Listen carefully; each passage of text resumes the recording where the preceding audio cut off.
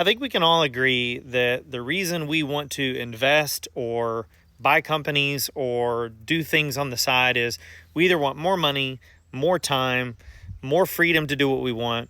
And so right now I'm going to tell you one of the best hacks or unknown things that I want people to understand is when you go to look at a business and you're going to model out how much time you're willing to commit to it. So, if you're going to be an owner operator, you're going to work 40, 50, 60 hours, like that's an easier model, right? Because then whatever the business makes, like you can just assume like you can either take some or most of that, or you can pay yourself a salary.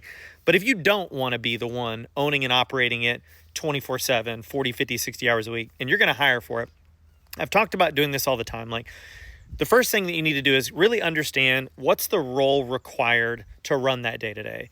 And so the role required could be a general manager, it could be more sales, more operations driven. Understanding what the seller already does today and then what you need to replace is key. You're going to take what that seller does and you're going to throw that into Claude or ChatGPT and you're going to say, okay, if the seller does this, this, and this, what would be the job description? What would be the role title? Then you're going to take that role title or job description and you're going to do another search. You can use it on Claude and ChatGPT, but you're also going to validate it on Indeed, LinkedIn, and Glassdoor. PayScale is another site that you can use, but what you're really looking for is what's the average salary with 10 to 15 years experience or however many years of experience you think is really critical. And I will tell you, you get what you pay for. You want more experience, you're going to need to pay for it.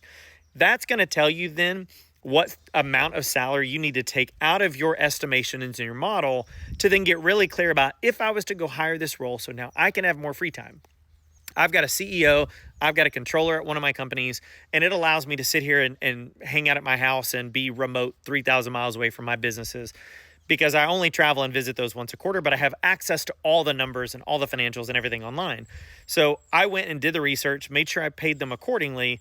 And so do that research. That's different by industry, location, depending on the area, depending on the industry and the business and the role title. Do that research exactly like I shared, and then start to use that in your models when you're looking at a business, and make sure you take that out of the SD or the profit when looking at what the reality is going to be when you take over.